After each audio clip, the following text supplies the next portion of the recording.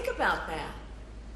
Individuals, couples who want to start a family are now being deprived of access to what can help them start a family.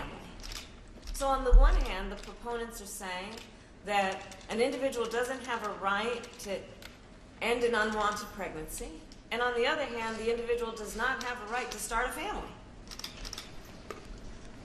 And the hypocrisy abounds on this issue when you also consider that in the top 10 states with maternal mortality, there are abortion bans.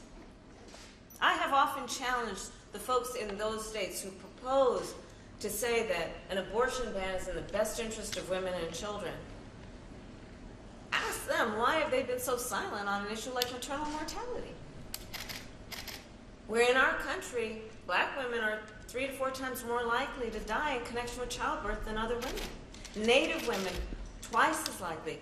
Women in rural America, similarly, more likely.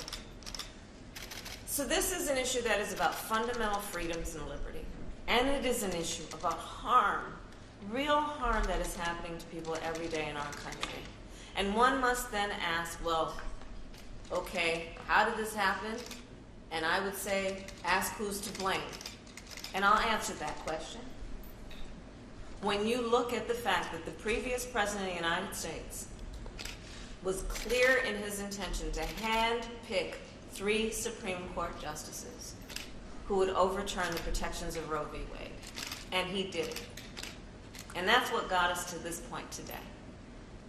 And that same individual, the previous President of the United States, then openly talks about how he is proud of what has resulted. Proud of the fact that doctors and nurses can be jailed for giving reproductive care. Proud of the fact that women are being forced into situations where they could literally, their life is at stake in terms of having a miscarriage and not being able to have the medically required treatment. Proud of the fact that so many young women in America now have fewer rights than their mothers and grandmothers. So this is a very real issue, and I thank again the governor and the Michigan legislature for all you have done. But do understand, the people of Michigan cannot sit back and take comfort without also understanding that elections matter and that there is a full-on concerted effort to pass a national ban, which would mean the people of Michigan would not be as safe. And so let's understand the connection between all of these issues and the responsibility and the role that we each have to protect these fundamental freedoms and the people of America to be able to make decisions about their own lives and the future of their family. And with that, I want to thank everyone again, and I'm going to turn it over to Representative Skolton to moderate our discussion. Thank you so much, Madam Vice President. As a person of deep faith myself, as the first woman and mother in West Michigan history to represent us in Congress, I can tell you, even though we have come so far in Michigan, women like me are still terrified about what might happen. And that's why I, every day, am working to make sure that we have constitutional protections over these rights and over these freedoms. Even as much as the work that I'm doing here in West Michigan is groundbreaking, we all stand on the shoulders of giants. And there is no taller giant in Michigan than Senator Debbie Stabenow and the work that she has done to champion women and protect our freedoms. We want to give her a moment to say a few words as well. Well, thank you. I love saying Congresswoman. I love that. Happy birthday. Thank you. And welcome back to West Michigan. My dear friend, I have to tell you, it was so wonderful working with Senator Kamala Harris, and as a partner, as a friend, as an ally, fighting the good fight in the Senate, and then to see you step into the vice presidency role made me so proud, so proud. And I have to tell you that whenever I see the vice president sitting in the chair up front, I know we have the votes to pass whatever we're going to pass.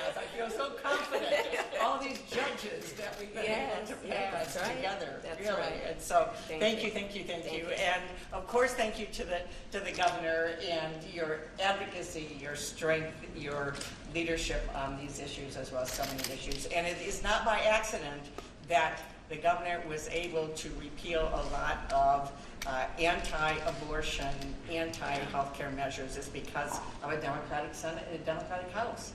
The first trifecta in 40 years. Yeah. So it does make a difference who we are electing, and thank you, Administrator, for being here. And I also have to say, Reverend Rowe, always great to be at Fountain Street. Just 1 minute to emphasize, I think, where we are. We thought we had it done, right? Because people work so hard, everybody works so hard, passing the change to our Constitution, all the people on the street, getting the signatures for the ballot proposals, working so hard, standing up for our basic freedoms, standing at the polls till well after 8 p.m. on election night. We did it. We got it in the state constitution, protecting our freedom. We passed a great governor and legislative body that would cement that for us. And then we turn around and realize that literally all of this can be stripped away with a national abortion ban, which they are trying to do at every level. The majority of abortions in the first several weeks of pregnancy are mifepristone. And if that medicine goes away, then that's an abortion ban. I mean, everything that's being talked about here is related to getting a national abortion ban. Not trusting women. I love your sign. Not trusting women. Any person who can get pregnant is not trusted in this process at all. And so we have to do it again. That's why we're here. We did it, and we have to do it again, and make sure that we do not see our freedom stripped away in Michigan or any other state. So I want to turn it to somebody who has been a leader in that fight, who's on the front lines, who can tell us about all those signatures that got signed and all the efforts to put this into our state constitution. I'm sure some of you feel like, oh my gosh, didn't we do this already? But I want to turn it over to the Executive Director of Michigan Voices, Summer Foster. Thank you so much, Senator. It is an honor to be here with all of you today. My name is Summer Foster. I'm the Executive Director of Michigan Voices. Michigan Voices is a progressive nonprofit organization that works to educate, engage, and activate and protect underrepresented and marginalized communities. In 2020, we became concerned that the Supreme Court was going to overturn Roe, and we knew that we needed folks to be aligned on the pathway forward. There were many pathways that we could take. We could do it through the legislature, we could do it through the judiciary, but we really felt like a constitutional amendment was the most durable way to protect our rights here in Michigan. And so we launched the Reproductive Freedom for All ballot initiative in Michigan in January of 2021. We had nearly 60 partner organizations engaged at the beginning of the ballot initiative from every part of our progressive movement. We purposely centered the voices of the people that would be most deeply impacted by the loss of care. And we were able to get the ballot initiative on the ballot and collect over 750,000 signatures in July of 2022. And when the leak happened, we had 30,000 people sign up to volunteer for our campaign. We had folks from every corner of the state reaching out to make sure that they could get petitions to sign them. I remember one day we had a signing event at a coffee shop in Canton, Michigan, and an 18-year-old showed up and they desperately wanted to sign the petition, but they were not registered to vote yet. So they took out their phone and registered to vote on the spot to make sure that they could sign the petition. We heard stories from doctors who were deeply concerned about their patients, from mothers who were so angry that their kids were going to live in a country where they had fewer rights than they had growing up, and for young people who were really afraid of their future. In the end, the ballot initiative passed.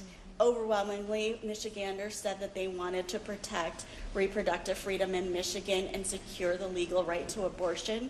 But we know that those rights are still at risk because we know that there are politicians and judges on a national level who want to take those rights away from us, the rights that we in Michigan fought so hard to keep. And so we stand ready for that fight, and we're so glad that we have champions to stand with us. Thank you. Thank you so much, Summer. We look forward to continuing the conversation, but this does conclude our press portion of the dialogue. So we'll ask the press to leave the room, and we'll continue the off-the-record Can we get a picture with everybody facing this way? conversation. Doors to the back. Thank you. Thank you. Madam Vice President, are you worried about Democrats being uncommitted next week? Ma'am, thanks so much. Let's head out. Madam Vice President, what's your response?